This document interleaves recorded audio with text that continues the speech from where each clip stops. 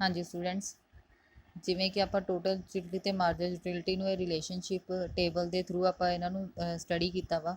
ਹੁਣ ਜਿਹੜਾ ਇਹ ਟੇਬਲ ਆ ਉਹਨੂੰ ਨੀਚੇ ਫਰਦਰ ਪੁਆਇੰਟਸ ਦੇ ਵਿੱਚ ਡਿਵਾਈਡ ਕੀਤਾ ਵਾ ਕਿ ਕਿਸ ਤਰੀਕੇ ਨਾਲ ਜਿਹੜੀ ਇਹਦੀ ਡਿਸਕ੍ਰਿਪਸ਼ਨ ਆ ਉਹ ਦਿੱਤੀ ਗਈ ਆ। ਜਿਵੇਂ ਕਿ ਟੇਬਲ ਦੇ ਵਿੱਚ ਸੀਗਾ, ਇਨ ਸ਼ਾਰਟ ਮੈਂ ਦੱਸ ਰਹੀ ਹਾਂ ਕਿ ਜਿਵੇਂ ਜਿਵੇਂ ਜਿਵੇਂ ਯੂਨਿਟਸ ਨੂੰ ਤੁਸੀਂ ਕੰਜ਼ਿਊਮ ਕਰਦੇ ਜਾਓਗੇ ਉਸ ਤਰੀਕੇ ਨਾਲ ਤੁਹਾਡੀ ਟੋਟਲ ਯੂਟਿਲਿਟੀ ਨੇ ਗੇਨ ਹੁੰਦਾ ਜਾਣਾ ਵਾ ਤੇ ਜਿਹੜੀ ਤੁਹਾਡੀ ਮਾਰਜਨ ਯੂਟਿਲਿਟੀ ਆ ਉਹ ਪੋਜ਼ਿਟਿਵ ਦੇ ਵਿੱਚ ਆਉਂਦੀ ਜਾਊਗੀ। ਜਿਵੇਂ ਜਾ ਕੇ ਜਿੱਥੇ ਤੁਸੀਂ ਤੁਹਾਡੀ ਮਾਰਜਨ ਯੂਟਿਲਿਟੀ 0 ਹੋ ਜਾਊਗੀ ਉੱਥੇ ਆ ਕੇ ਕੀ ਹੋਊਗੇ, ਤੁਹਾਡੀ ਸੈਟਿਸਫੈਕਸ਼ਨ ਆ। ਇਟ ਮੀਨਸ ਕਿ ਤੁਸੀਂ ਟੋਟਲ ਯੂਟਿਲਿਟੀ ਨੂੰ ਹੋਰ ਨਹੀਂ ਗੇਨ ਕਰਨਾ, ਬਟ ਫਿਰ ਵੀ ਅਗਰ ਤੁਸੀਂ ਕਮੋਡਿਟੀ ਨੂੰ ਐਕਸਟਰਾ ਗੇਨ ਕਰ ਲੈਂਦੇ ਹੋ ਵੀ 6 ਜਿਹੜੀਆਂ ਯੂਨਿਟਸ ਕੰਜ਼ਿਊਮ ਕੀਤੀਆਂ ਨੇ ਤੁਸੀਂ ਉੱਥੇ ਸੈਟਿਸਫਾਈ ਹੋ, ਪਰ ਫਿਰ ਵੀ ਤੁਸੀਂ 7ਵੀਂ ਯੂਨਿਟਸ ਨੂੰ ਕੰਜ਼ਿਊਮ ਕਰ ਲਿਆ, ਐਡੀਸ਼ਨਲ ਯੂਨਿਟਸ ਕੰਜ਼ਿਊਮ ਕਰ ਲਈ। ਜਿਵੇਂ ਤੁਸੀਂ ਐਡੀਸ਼ਨਲ ਯੂਨਿਟਸ ਕੰਜ਼ਿਊਮ ਕੀਤੀ ਤੁਹਾਡੀ ਟੋਟਲ ਯੂਟਿਲਿਟੀ ਡਿਕਰੀਜ਼ ਹੋ ਗਈ। ਤੁਹਾਡੀ ਟੋਟਲ ਯੂਟਿਲਿਟੀ ਪਹਿਲਾਂ 30 ਸੀ, 30 ਤੋਂ 28 ਹੋ ਗਈ ਤੇ 28 ਹੋਣ ਦੇ ਨਾਲ ਕਿ ਜਿਹੜੀ ਤੁਹਾਡੀ ਮਾਰਜਨ ਯੂਟਿਲਿਟੀ ਆ ਉਹ ਨੈਗੇਟਿਵ ਦੇ ਵਿੱਚ ਆਣੀ ਸ਼ੁਰੂ ਹੋ ਗਈ। ਇਟ ਮੀਨਸ ਕੀ ਆ, decreasing the total utility and negative the marginal utility. ਹੁਣ ਇਹ ਟੇਬਲ ਨੂੰ ਨੀਚੇ ਫਰਦਰ ਡਿਫਾਈਨ ਕੀਤਾ ਵਾ। From the table number 1, it becomes clear that first point when the commodity is not consumed, utility from it to the consumer is 0। अगर तुसी कोई commodity ਨੂੰ consume नहीं करोगे, जिमें 0 आ, कोई commodity consume ही नहीं की तो तुहाडी total utility भी कोई नहीं होगी, margin utility भी तुहाडे कोल कोई नहीं होगी। इट मीनस की आ कि consumer ने 0 चीज़ ਨੂੰ consume कीता वा। सेकंड आ, the utility derived from the consumption of the first units of the commodity, its initial utility is equal to 10 utils। ਜਿਵੇਂ ਤੁਸੀਂ ਫਸਟ ਕੋਮੋਡਿਟੀ ਨੂੰ ਕੰਜ਼ਿਊਮ ਕਰਨਾ ਸ਼ੁਰੂ ਕਰਤਾ, ਜਦੋਂ ਤੁਸੀਂ ਫਸਟ ਕੋਮੋਡਿਟੀ ਕੰਜ਼ਿਊਮ ਕਰ ਲਈ ਤਾਂ ਫਸਟ ਕੋਮੋਡਿਟੀ ਕੰਜ਼ਿਊਮ ਕਰਨ ਦੇ ਨਾਲ ਤੁਹਾਨੂੰ 10 ਯੂਟਿਲਸ ਕੰਜ਼ਿਊਮ ਹੋ ਗਏ, ਉੱਥੇ ਦੀ ਤੁਹਾਡੀ ਇਨੀਸ਼ੀਅਲ ਯੂਟਿਲਿਟੀ ਸਟਾਰਟ ਹੋ ਗਈ ਹੈ। ਥਰਡ ਪੁਆਇੰਟ ਆ, as more and the more unit of the commodity are consume. ਜਿਵੇਂ ਜਿਵੇਂ ਹੁਣ ਤੁਸੀਂ ਕੋਮੋਡਿਟੀਜ਼ ਨੂੰ ਕੰਜ਼ਿਊਮ ਕਰਦੇ ਗਏ 2 3 4 5 6 ਦਾ ਟੋਟਲ ਯੂਟਿਲਿਟੀ ਇਨਕਰੀਜ਼, ਤੁਹਾਡੀ ਟੋਟਲ ਯੂਟਿਲਿਟੀ ਇਨਕਰੀਜ਼ ਹੁੰਦੀ ਗਈ। 0 ਤੋਂ 10 ਹੋ ਗਈ, 10 ਤੋਂ 18 ਹੋ ਗਈ, 18 ਤੋਂ 24 ਹੋ ਗਈ, 28 ਹੋ ਗਈ। ਠੀਕ ਹੈ, ਟੋਟਲ ਯੂਟਿਲਿਟੀ ਤੁਹਾਡੀ ਇਨਕਰੀਜ਼ ਹੁੰਦੀ ਗਈ। At the decreasing rate in a situation marginal utility is positive, ਉਹਦੇ ਨਾਲ ਜਿਹੜੀ ਮਾਰਜਨ ਯੂਟਿਲਿਟੀ ਆ ਉਹ ਪੋਜ਼ਿਟਿਵ ਹੋਣ ਲੱਗ ਗਈ। And it goes on the decreasing such as the situation prevail the consumption of the first 5 units। ਪਹਿਲੀਆਂ 5 units ਨੂੰ ਤੁਸੀਂ ਜਦੋਂ ਕੰਜ਼ਿਊਮ ਕੀਤਾ ਵਾ, ਪਹਿਲੀਆਂ 5 ਯੂਨਿਟਸ ਨੂੰ ਕੰਜ਼ਿਊਮ ਕਰਨ ਦੇ ਨਾਲ ਜਿਹੜੀ ਤੁਹਾਡੀ ਟੋਟਲ ਯੂਟਿਲਿਟੀ ਆ ਉਹ ਇਨਕਰੀਜ਼ ਹੁੰਦੀ ਗਈ ਤੇ ਜਿਹੜੀ ਤੁਹਾਡੀ ਮਾਰਜਨ ਯੂਟਿਲਿਟੀ ਆ ਉਹ ਪੋਜ਼ਿਟਿਵ ਦੇ ਵਿੱਚ ਆਂਦੀ ਗਈ। ਫੋਰਥ ਆ, with the consumption of the 6 units of the commodity, ਜਦੋਂ ਵੀ ਤੁਸੀਂ 6ਵੀਂ ਯੂਨਿਟਸ ਨੂੰ ਕੰਜ਼ਿਊਮ ਕੀਤਾ ਵਾ the total utility become the 30 utils. ਤਾਂ 6ਵੀਂ ਯੂਟਿਲਿਟੀ ਨੂੰ ਕੰਜ਼ਿਊਮ ਕਰਨ ਦੇ ਨਾਲ ਤੁਹਾਨੂੰ 30 ਯੂਟਿਲਸ ਮਿਲ ਰਹੇ ਨੇ। In this situation total utility is maximum, ਉੱਥੇ ਤੁਹਾਡੀ ਟੋਟਲ ਯੂਟਿਲਿਟੀ ਮੈਕਸਿਮਮ ਆ ਯਾਨੀ ਸੈਟਿਸਫਾਈ ਆ। This situation is known as a point of the saturation, ਉਹ ਪੁਆਇੰਟ ਤੁਹਾਡਾ ਸੈਚੂਰੇਸ਼ਨ ਪੁਆਇੰਟ ਹੈ। ਸੈਚੂਰੇਸ਼ਨ ਪੁਆਇੰਟ ਮਤਲਬ ਕੀ ਆ, ਉਸ ਪੁਆਇੰਟ ਤੇ ਤੁਸੀਂ ਸੈਟਿਸਫਾਈ ਹੋ, ਤੁਹਾਡੀ ਸੈਟਿਸਫੈਕਸ਼ਨ ਪੁਆਇੰਟ ਆ ਉਹ। ਇਨ such a situation marginal utility is 0, ਉੱਥੇ ਆ ਕੇ ਤੁਹਾਡੀ ਮਾਰਜਨ ਯੂਟਿਲਿਟੀ ਕੀ ਹੋ ਜਾਊਗੀ, 0। ਜਿਵੇਂ ਟੇਬਲ ਦੇ ਵਿੱਚ ਦਿਖਾਇਆ ਹੋਇਆ ਵਾ ਕਿ ਜਿਵੇਂ ਤੁਸੀਂ 6ਵੀਂ ਯੂਟਿਲਿਟੀਜ਼ ਨੂੰ ਗੇਨ ਕਰਦੇ ਹੋ ਤਾਂ ਤੁਹਾਡੀ 5ਵੀਂ ਯੂਟਿਲਿਟੀ ਵੀ 30 ਆ ਤਾਂ 6ਵੀਂ ਯੂਟਿਲਿਟੀ ਵੀ ਤੁਹਾਡੀ ਕੀ ਆ, 30 ਆ। ਇਟ ਮੀਨਸ ਕੀ ਆ, ਅਗਰ ਐਕਸਟਰਾ ਕੋਮੋਡਿਟੀ ਤੁਸੀਂ ਲੈਂਦੇ ਹੋ ਪਰ ਤੁਹਾਡੀ ਯੂਟਿਲਿਟੀ ਦੇ ਵਿੱਚ ਕੋਈ ਫਰਕ ਨਹੀਂ ਆ ਰਿਹਾ, ਬਟ ਤੁਹਾਡੀ ਮਾਰਜਨ ਯੂਟਿਲਿਟੀ ਕੀ ਹੋ ਜਾਊਗੀ ਉੱਥੇ, 0।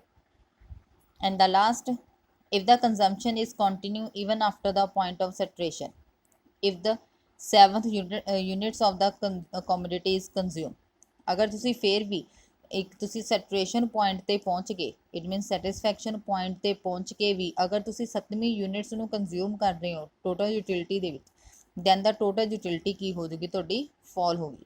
ਤਾਂ ਉੱਥੇ ਟੋਟਲ ਯੂਟਿਲਿਟੀ ਤੁਹਾਡੀ ਡਿੱਗ ਜੂਗੀ। ਜਿਵੇਂ ਟੇਬਲ ਦੇ ਵਿੱਚ ਦਿਖਾਇਆ ਹੋਇਆ ਵਾ 30 ਤੋਂ 28 ਹੋ ਗਈ।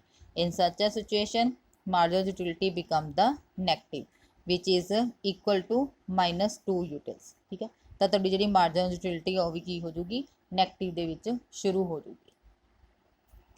ਫਰਦਰ ਹੁਣ ਜਿਵੇਂ ਜਿਹੜਾ ਆਪਾਂ ਪਿੱਛੇ ਟੇਬਲ ਪੜ੍ਹਿਆ ਸੀਗਾ ਉਸ ਟੇਬਲ ਦੇ ਰਿਲੇਸ਼ਨਸ਼ਿਪ ਨੂੰ ਡਾਇਗਰਾਮ ਦੀ ਫਾਰਮ ਦੇ ਵਿੱਚ ਸ਼ੋ ਕੀਤਾ ਵਾ। ਤੁਹਾਡੇ ਕੋਲ ਦੋ ਸੀਗੀਆਂ, ਟੋਟਲ ਯੂਟਿਲਿਟੀ ਤੇ ਮਾਰਜਨ ਯੂਟਿਲਿਟੀ।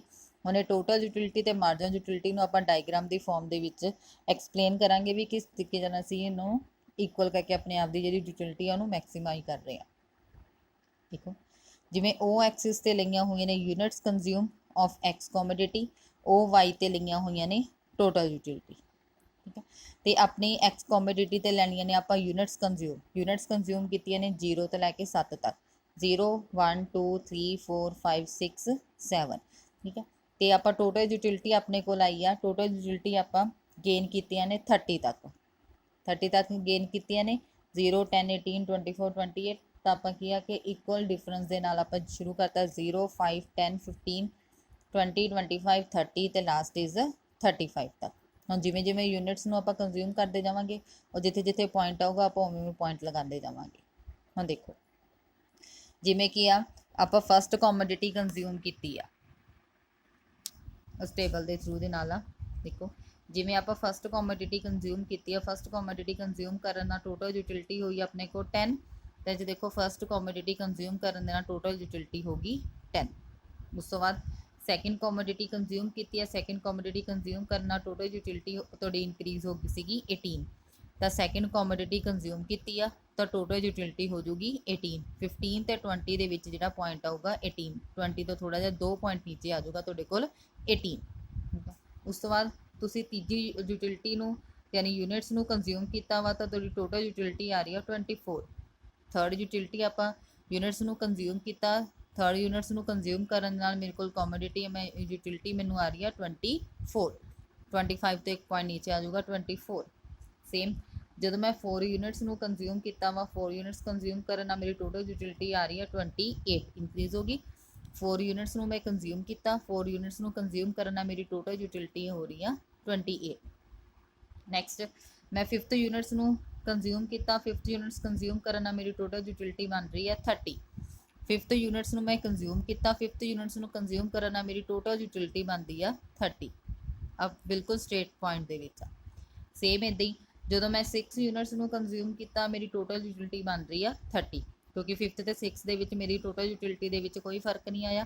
ਮੈਂ 6 ਯੂਨਿਟਸ ਨੂੰ ਕੰਜ਼ਿਊਮ ਕੀਤਾ ਤਾਂ ਮੇਰੀ ਟੋਟਲ ਯੂਟਿਲਿਟੀ ਆ ਗਈ 30। ਇਟ ਮੀਨਸ ਕੀ ਆ ਕਿ ਇੱਥੇ ਆ ਆਰ ਤੇ ਐਸ ਜਿੱਥੇ ਪੁਆਇੰਟ ਆਇਆ 5th ਤੇ 6 ਦੇ ਵਿੱਚ, ਇੱਥੇ ਬਿਲਕੁਲ ਸਟ੍ਰੇਟ ਲਾਈਨ ਆਊਗੀ। ਇਟ ਮੀਨਸ ਕੀ ਆ ਤੇ ਆਰ ਤੇ ਐਸ ਉਹ ਪੁਆਇੰਟ ਆ ਜਿੱਥੇ ਮੇਰਾ ਸੈਟਿਸਫੈਕਸ਼ਨ ਪੁਆਇੰਟ ਆ। ਇਟ ਮੀਨਸ ਆ maximum total utility of the point ਸਟ੍ਰੇਸ਼ਨ।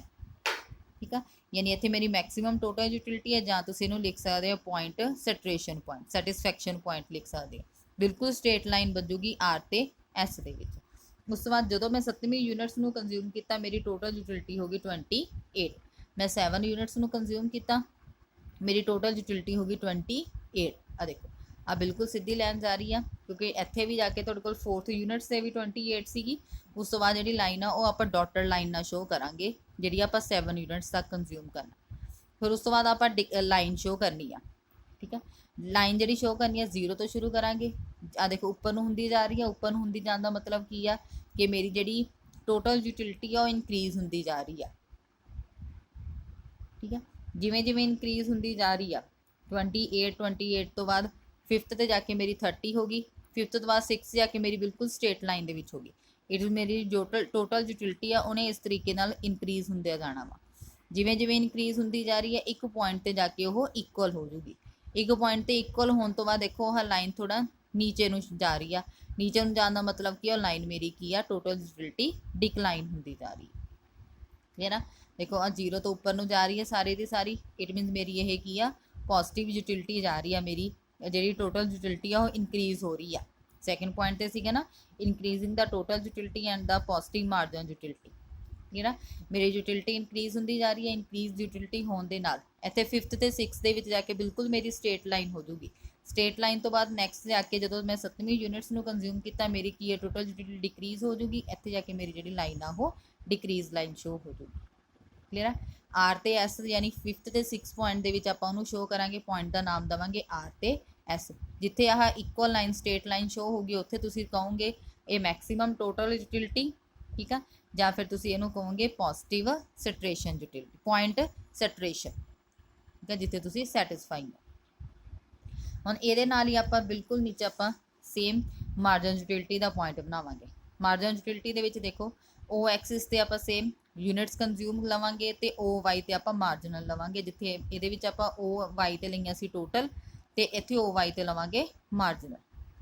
Units consume ਆਪਾਂ ਸੇਮ 0 ਤੋਂ 7 ਤੱਕ ਕਰਾਂਗੇ, 0 1 2 3 4 5 6 7 ਤੱਕ।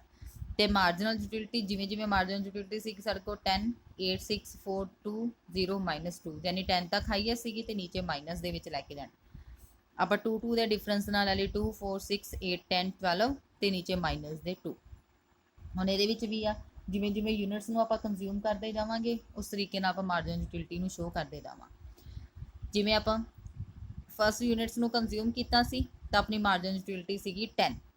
मैं फर्स्ट यूनिट्स कंज्यूम किया मेरी मार्जिन यूटिलिटी बनी आ 10।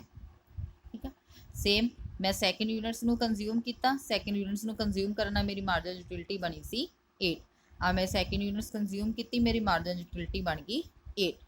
उस तो बाद मैं थर्ड यूनिट्स कंज्यूम किया मेरी मार्जिन यूटिलिटी बनी आ 6। देखो थर्ड दे विच मेरी मार्जिन यूटिलिटी आ रही है 6।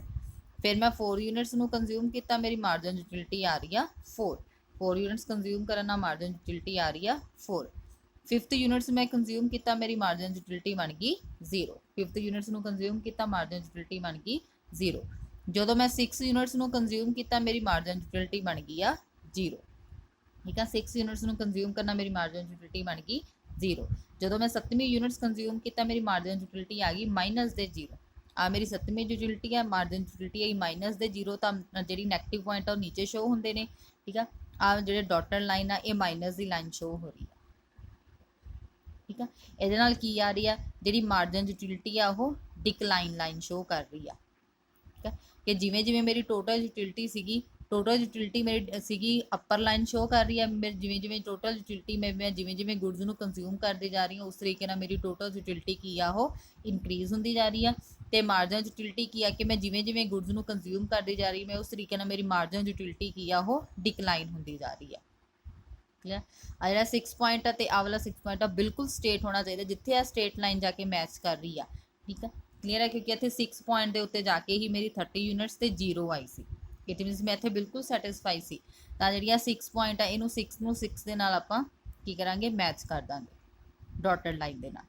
इट मीनस इत्थे की आऊगा मेरा M पॉइंट जिहड़ा मैं शो करूँगी 0 मार्जिनल यूटिलिटी। ठीक है तो नीचे वाले दे विच आ रहा वा जी आह 7 के नीचे नैगेटिव पॉइंट आ रहा वा इनू मैं शो करूँगी नैगेटिव मार्जिनल यूटिलिटी। ठीक है जिते आके सैटिस्फाई होगा आ पॉइंट जोड़ा वा इन्हां दे रिलेशनशिप नू शो कर रहा वा कि 6 यूनिट्स कंज्यूम करन दे नाल की हो रही है उहदे कोल मैक्सीमम टोटल यूटिलिटी ते 0 मार्जिन यूटिलिटी शो हो रही है। आ 6 पॉइंट जोड़ा डॉटर दे नाल शो करांगे ये साडा कोई आ सैटिस्फैक्शन पॉइंट आ सैचुरेशन पॉइंट। हम जिहड़ा ये डायग्राम आ इस डायग्राम नू एक्सप्लेन किया वा the relationship become the total utility and the margin utility can also be explain with the help of the figure number 1 in both a part A and the B of the figure number 1 a A figure a B figure units consume of the X commodity are depicted on the O axis ਤੇ ਆਪਾਂ units consume ਲਈਆਂ ਸੀਗੀਆਂ then OY axis in the part of the A total utility। ठीक है OY ਤੇ ਲਈਆਂ ਸੀ ਆਪਾਂ total utility and the part B margin utility has been the depicted। same ਉਦਾਂ ਹੀ ਜਿਹੜਾ B point ਆ ਉਹਦੇ ਵੀ O axis ਤੇ ਆਪਾਂ commodities ਲਈਆਂ ਸੀ ਤੇ ਉਹਦੇ OY ਤੇ ਆਪਾਂ margin utility ਲਈ ਸੀ। It become clear from the part A figure that the total utility increase at the decreasing rate till the consumption of the 5 units of the commodity। clear हो रहा वा कि जिमें जिमें commodity आप consume करते जा रहे हैं। ठीक है in the figure number A the total utility increase total utility की हो रही है increase हो रही है। This situation has been depicted from the point O to R। ਹੁਣ ਜਿਹੜਾ ਇਹ point ਆ ਇਹ ਆਪਣੇ ਕੋਲ point ਕਰ ਰਿਹਾ ਵਾ O ਤੋਂ ਲੈ ਕੇ ਤੁਹਾਡੇ ਕੋਲ R ਦੇ ਵਿੱਚ ਇੱਥੇ ਤੱਕ। ठीक है it means that the addition made the total utility by the consumption of every additional units margin utility is decrease। ਤੇ ਕੀ ਸ਼ੋ ਕਰ ਰਿਹਾ ਵਾ ਕਿ ਜਦੋਂ ਮੈਂ ਐਡੀਸ਼ਨਲ ਯੂਨਿਟਸ ਨੂੰ ਕੰਜ਼ਿਊਮ ਕਰਨਾ ਤੇ ਐਡੀਸ਼ਨਲ ਯੂਨਿਟਸ ਨੂੰ ਕੰਜ਼ਿਊਮ ਕਰਨ ਦੇ ਨਾਲ ਮੇਰੀ ਜਿਹੜੀ ਮਾਰਜਨ ਯੂਟਿਲਿਟੀ ਆ ਉਹ ਨੈਗੇਟਿਵ ਹੋ ਜੂਗੀ 0 ਦੇ ਵਿੱਚ ਆ ਜਾਊਗੀ। Total utility remain constant with the consumption of the 5th units and the 6th units. जिवें मैं 5वीं यूनिट्स नू कंज्यूम किया तो उस टाइम मेरी मार्जन यूटिलिटी 30 रही है। जब मैं 6 यूनिट्स नू कंज्यूम किया उस टाइम भी मेरी मार्जन यूटिलिटी 30 रही। इट मीनस 5th ते 6th यूनिट्स नू कंज्यूम करना मेरी मार्जन यूटिलिटी कॉन्सटेंट रही है एक सार रही है। The utility derived by the consumer is maximum at the point S। तो S पॉइंट ते जाके यानी 6 पॉइंट ते जाके जो मेरी 0 हो गई सी ਤਾਂ ਇਹ ਇਸ ਪੁਆਇੰਟ ਤੇ ਜਾ ਕੇ ਜਿਹੜੀ ਮੇਰੀ ਕੀ ਆ ਮੈਕਸਿਮਮ ਟੋਟਲ ਯੂਟਿਲਿਟੀ ਹੋਗੀ, ਜਾਂ ਫਿਰ ਇੱਥੇ ਮੇਰਾ ਪੁਆਇੰਟ ਸ਼ੋ ਹੋਊਗਾ point saturation point. That is way the point S is the point of the saturation. After this, when the 7th unit is consumed, total utility becomes is to decline. 7ਵੀਂ units consume करने नाल वो जी utility आ decline होगी। In the situation, total utility curve TU belong to the slope down. ਹੁਣ total utility curve बन रहा वा TU, ਹੁਣ TU ਕੀ ਹੋ ਰਿਹਾ ਵਾ ਇੱਥੇ ਸੈਟਿਸਫੈਕਸ਼ਨ ਆਉਣ ਦੇ ਨਾਲ ਜਦੋਂ ਮੈਂ ਐਡੀਸ਼ਨਲ ਯੂਟਿਲਿਟੀ ਕੰਜ਼ਿਊਮ ਕਰ ਰਹੀ ਯੂਨਿਟਸ ਨੂੰ ਕੰਜ਼ਿਊਮ ਕਰ ਰਿਹਾ ਮੇਰਾ ਜਿਹੜਾ ਕਰਵ ਆ ਉਹ नीचे ਨੂੰ डाउन होना शुरू हो गया। In the part B of the figure number 1 MU curve is the margin utility curve. ਜਿਹੜਾ ਕਰਵ ਬਣਾਇਆ ਹੋਇਆ ਬਿਲਕੁਲ ਸਟ੍ਰੇਟ ਲਾਈਨ ਜਾ ਰਹੀ ਹੈ ਇਹਨੂੰ ਆਪਾਂ ਕਵਾਂਗੇ marginal utility curve. The negative or the down slope of the marginal utility marginal utility curve indicate ਹੁਣ ਜਿਹੜਾ ਇਹ ਕੀ ਆ ਨੈਗੇਟਿਵ ਜਾ ਰਿਹਾ ਵਾ ਨੀਚੇ ਸਲੋਪ डाउन ਨੂੰ ਜਾ ਰਿਹਾ ਵਾ ਇਹ डिक्रीज ਹੁੰਦਾ ਜਾ ਰਿਹਾ ਵਾ 10 8 6 4 2 0 ਮਾਈਨਸ ਦੇ 2 ਠੀਕ ਆ। ਇਟ ਮੀਨਸ ਇਹ ਸਾਡੇ ਕੋਲ ਲਾਸਟ ਵਿੱਚ ਜਾ ਕੇ ਨੈਗੇਟਿਵ ਜਿਹੜਾ ਪੁਆਇੰਟ ਆ ਉਹ ਸ਼ੋ ਕਰਦਾ ਪਿਆ ਵਾ। that the consumption of more and the more units of the commodity lead to decline in the margin utility। ਜਿਵੇਂ ਜਿਵੇਂ ਆਪਾਂ ਗੁੱਡਸ ਨੂੰ ਵੱਧ ਤੋਂ ਵੱਧ ਕੰਜ਼ਿਊਮ ਕਰਦੇ ਜਾਵਾਂਗੇ 2 3 4 5 6 ਜਿਵੇਂ ਜਿਵੇਂ ਕਰਦੇ ਜਾਵਾਂਗੇ ਟੋਟਲ ਯੂਟਿਲਿਟੀ ਸਾਡੀ ਇਨਕਰੀਜ਼ ਹੁੰਦੀ ਜਾਊਗੀ ਬਟ ਮਾਰਜਨ ਯੂਟਿਲਿਟੀ ਸਾਡੀ ਡਿਕਲਾਈਨ ਹੁੰਦੀ ਜਾਊਗੀ। ਜਿਵੇਂ ਪਹਿਲਾਂ ਸੀਗੀ 10 फिर 8 होगी फिर 6 होगी फिर 4 होगी फिर 2 होगी मार्जिन यूटिलिटी साडी डिक्लाइन होगी ठीक है। पर जी साडी टोटल यूटिलिटी आ वो इनक्रीज होगी 10 18 24 28 30 30 बट मार्जिन यूटिलिटी साडी की होगी डिक्लाइन होगी। इट मीनस जिमें जिमें आप कॉमोडिटीज़ नूं वधांदे जावांगे साडी जिहड़ी मार्जिन यूटिलिटी आ वो डिक्लाइन हुंदी जाऊगी। The margin utility derived from the consumption of the first 5 unit is the positive। पहली 5 यूनिट्स तक साड़ी जी margin utility आ पॉजिटिव दे विच चल रही है। The margin utility of the 6 units is consumed। ਜਦੋਂ ਅਸੀਂ 6 यूनिट्स ਨੂੰ ਕਰ ਲਾਂਗੇ 6 यूनिट यानी यूनिट्स ਨੂੰ ਅਸੀਂ ਕੰਜ਼ਿਊਮ ਕਰਾਂਗੇ ਉੱਥੇ ਸਾਡੀ ਮੇਰੀ ਮਾਰਜਨ ਯੂਟਿਲਿਟੀ ਕੀ ਹੋ ਜੂਗੀ 0 ਹੋ ਜੂਗੀ। This has been indicated by the point M in the figure where MU curve cuts O axis। In this situation total utility is maximum which has been depicted by the point S।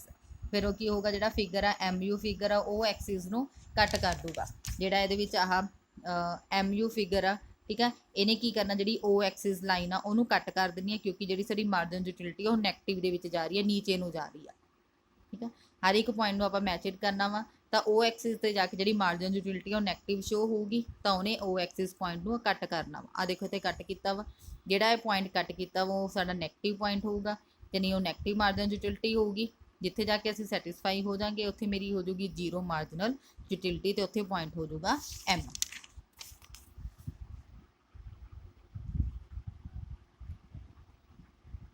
O axis in this situation total utility is maximum which has been depicted by the point S in a part of A figure because total utility falls with the consumption of the 7th units। ਤੇ ਸਾਨੂੰ ਇਹ clear ਹੋ ਰਿਹਾ ਵਾ ਕਿ ਜਿਵੇਂ ਅਸੀਂ 7ਵੀਂ units ਨੂੰ ਕੰਜ਼ਿਊਮ ਕਰਦੇ ਹਾਂ ਤੇ ਉਹਦੇ ਕੰਜ਼ਿਊਮ ਕਰਨ ਨਾਲ ਜਿਹੜੀ ਮਾਰਜਨ ਯੂਟਿਲਿਟੀ ਆ ਤੇ ਟੋਟਲ ਯੂਟਿਲਿਟੀ ਆ ਦੋਨੇ ਕੀ ਆ ਡਿਕਲਾਈਨ ਹੋ ਰਹੀਆਂ ਨੇ so the marginal utility become the negative.